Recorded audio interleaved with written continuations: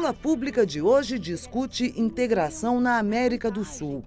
Neste programa, gravado na Universidade Federal do ABC, em São Bernardo do Campo, quem fala sobre o assunto é Tatiana Biranger. Doutora em Ciência Política pela Unicamp, Tatiana Biranger é professora de Relações Internacionais da UFABC. A integração na América do Sul vive um momento de incerteza. Após crescimento expressivo na última década, liderado por governos de esquerda, a cooperação regional perdeu fôlego com o avanço das forças conservadoras. Com a crise econômica e derrotas do campo progressista nas urnas, cresce a pressão por um alinhamento com Estados Unidos e Europa. Grupos de direita defendem que o Mercosul deve se alinhar às cadeias produtivas globais, ao invés do investimento na relação entre vizinhos. Em contrapartida, defensores da integração sul-americana argumentam que a cooperação, sobretudo em infraestrutura e energia, é fundamental para superar a crise. Mas, afinal, qual deve ser a agenda econômica e social do Mercosul e da Unasul? A integração regional na América do Sul está em risco?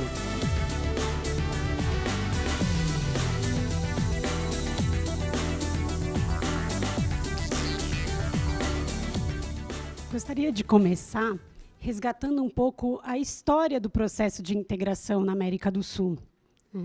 A primeira ideia que existe de integração na América do Sul, ela data, na verdade, de 1826, com Simão Bolívar, quando, no processo de independência da América Espanhola, propôs, a criação de um pan-americanismo, que seria uma integração que pudesse trazer maior autonomia, maior profundidade na relação entre os estados latino-americanos. Esse processo vai tardar bastante, ele não vai se concretizar, sobretudo porque as burguesias locais mantêm fortes laços com as potências imperialistas e não viam, vantagem nessa integração, nesse processo, então, que colocasse a integração e uma forma de se afastar dessas grandes potências. O processo vai começar, de fato, a ser um processo concreto quando o Estado brasileiro e o Estado argentino vão se democratizar ao final das ditaduras militares, nos anos 80. E vem, através da integração, uma forma de cooperação para aprofundar a democracia, e para pensar as novas formas de revitalizar as suas economias. Com isso, em 1991, acabam se juntando com Paraguai e Uruguai para formar o Mercosul. Um bloco, então, que começa com um livre comércio, reduzir, então, as tarifas econômicas entre esses Estados-membros, para depois aderir à União Aduaneira, ou seja, quando vão a negociação com outros blocos ou com países extra-blocos vai se dar em conjunto. Isso vai fortalecer também a relação política entre esses estados, que passam, então, no final dos anos 90, a ter que participar conjuntamente das negociações econômicas internacionais. Um outro ponto importante que vai alterar bastante a integração, o compromisso de integração entre esses estados, é quando, em 1998, vão aderir ao Tratado de Ushuaia, que é o tratado que coloca o compromisso democrático entre esses estados. Depois de 98, o bloco vai viver, na verdade, uma certa crise, que é reflexo da própria crise na economia brasileira e na economia argentina. E isso vai demonstrar que a integração só econômica e com poucos compromissos políticos, ela tinha limites. E o que ameaçava eles, o que vai contribuir para que eles se unifiquem ainda mais, foi a criação a proposta de criação da Área de Livre Comércio das Américas, a ALCA. Então, se a ALCA fosse aderida, o Mercosul seria aniquilado, ele não teria mais sentido. E nessa percepção é que decidem, então, e que vão contribuindo, né, lutas e processos para a manutenção do Mercosul, ou seja, para a manutenção de um processo real de integração econômica, política e social na América do Sul, em detrimento da adesão de um processo, de um projeto externo, ou seja, de um projeto dos Estados Unidos, que seria um projeto apenas de liberalização comercial e de investimentos. E esse processo ele vai se fortalecer, ou seja, a real integração, né, uma integração política, econômica e social, ela vai ser buscada nos anos 2000 com os governos Lula e Dilma. São 2 processos. O primeiro é tentar fortalecer o Mercosul, criando novas instâncias de participação econômica, buscando coordenações macropolíticas, né, tentando criar uma institucionalidade maior. E um outro processo que corre paralelamente, que é o processo que vai unificar, de fato, os 12 estados da América do Sul, que começa, né, numa reunião no ano 2000, buscando uma integração na área de infraestrutura, e que depois vai caminhando, de fato, para uma integração política, que é aquilo que, em 2008, resulta na União das Nações Sul-Americanas, na Unasul.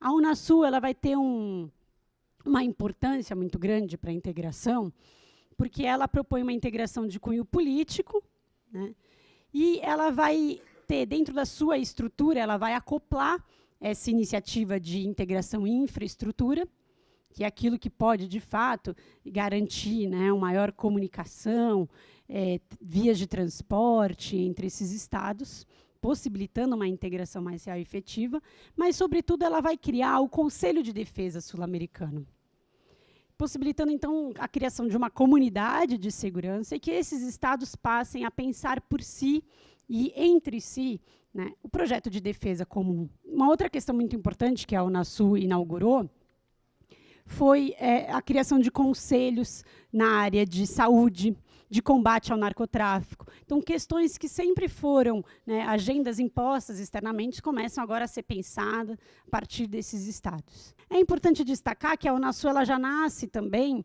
com uma instância de participação social, ou seja, tentando implementar algo que não coloque apenas os estadistas e os empresários como parte do processo de integração, mas que tente buscar também, né, a participação dos movimentos sociais, a participação dos movimentos sindicais. A Unasul e esse processo de fortalecimento do Mercosul, eles contaram com um momento político bem específico no continente, que foi um momento em que houve, né, diversas eleições e presidentes contra, né, o neoliberalismo ou num campo progressista. Então, foi um processo que veio junto e que possibilitou, inclusive, fortalecer esses governos, né? Uma certa coordenação política. E, nesse processo, o Estado brasileiro teve uma função muito importante. Por ser maior Estado da região, né, ter uma capacidade econômica e política, muitas vezes, superior aos demais, ele logrou coordenar este processo. Mas coordenar de uma maneira bastante cooperativa, eu diria. E nesse ponto, que foi muito importante, algo que pode se vislumbrar nesse processo de integração, foi, de novo, a manutenção da estabilidade política na região. O primeiro deles é logo no começo do surgimento da Unasul, que é uma tentativa de um golpe de Estado na Bolívia, né? Qual a região mais rica, a região da Média Luna, vai pedir um separatismo, e a Unasul vai diretamente, né, com todos os chefes de estados para essa região e impede que esse processo aconteça. Então, não é uma intervenção externa, é um processo coordenado de manutenção das democracias, de manutenção dos governos eleitos. A gente pode dizer que a integração regional ela se aprofundou, ela se expandiu para outros campos, é uma integração regional que, do ponto de vista do Mercosul, busca, né, a integração econômica. A integração econômica ela vai exigindo, desde o início dos seus processos, que se caminhe para uma integração produtiva. Acho que esse é o principal desafio, né? Como criar laços mais profundos, como criar cadeias produtivas locais que possam...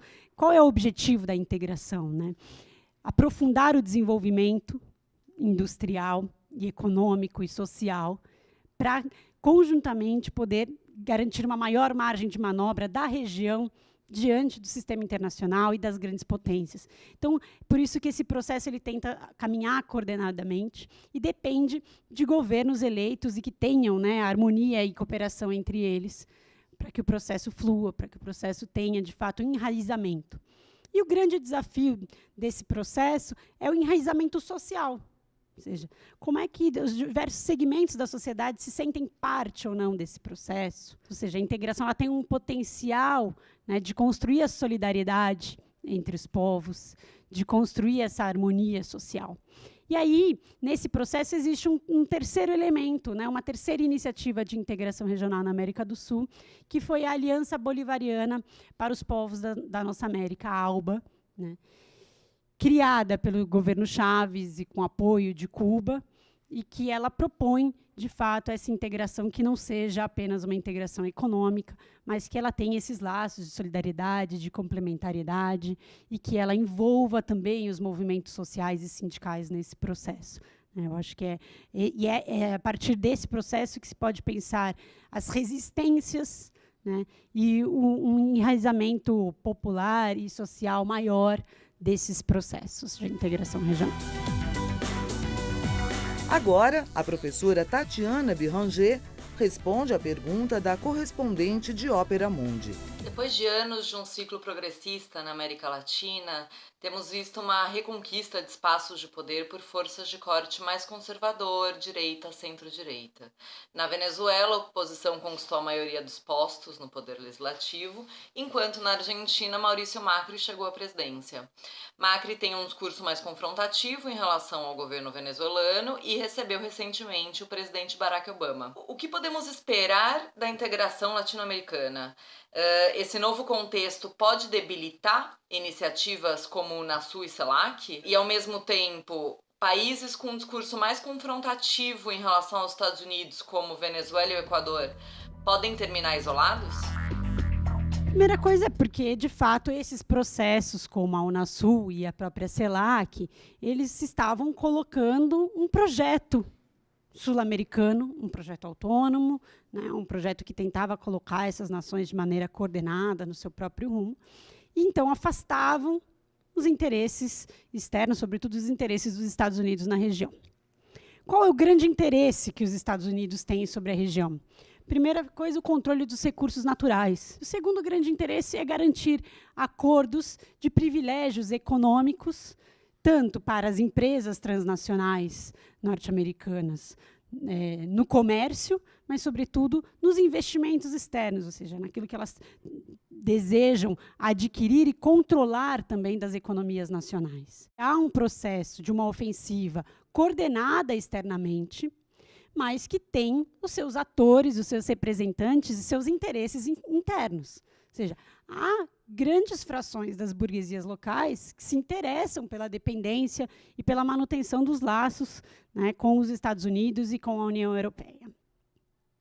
Eu acho que é isso que está em jogo, e está em jogo ainda mais, do ponto de vista do Brasil, a relação que o Brasil mantinha com o Grupo BRICS, e a tentativa de aproximar o Grupo BRICS da Unasul e da CELAC. Então, isso alteraria bastante a geopolítica mundial, né?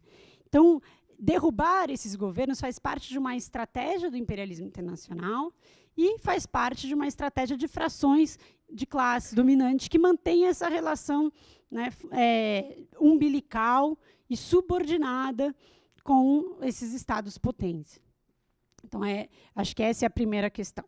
No momento em que temos, então, essa alteração já em curso, né, essa ofensiva, ela tem ganhado cada vez mais enraizamento social e conquistado, né, algumas vitórias. Ganharam algumas batalhas, sim, ganharam, né? O Macri ganhou as eleições na Argentina, a Venezuela passa por uma crise profunda, com dificuldades, né, de manutenção do governo Maduro, e aqui no Brasil tivemos o afastamento, ainda temporário, da presidenta Dilma, com um governo, né, que vai colocar um ministro interino golpista, já buscando uma nova política externa, uma política externa que recoloca o Brasil, né, no papel de subordinação passiva aos estados imperialistas, né, e que apresenta uma pauta de buscar maiores acordos de liberalização comercial e de liberalização de investimentos, né? Então, isso pode alterar os contornos do próprio Mercosul, apesar de serem compromissos firmados, né, anteriormente, vai depender muito da resistência popular que vai existir em relação a essas iniciativas. Acho que entramos num momento, né, de bastante dificuldade, de bastante instabilidade, até porque esses processos de integração, por mais que tenham tentado aprofundá-los e que haja já uma história, né, de mais de 25 anos em torno do Mercosul e no processo todo de construção da Unasul, já tenhamos quase 10 anos, por um lado, eles são processos que dependeram dos governos eleitos, que dependeram dos governos progressistas, dessa coordenação, desse momento de integração política.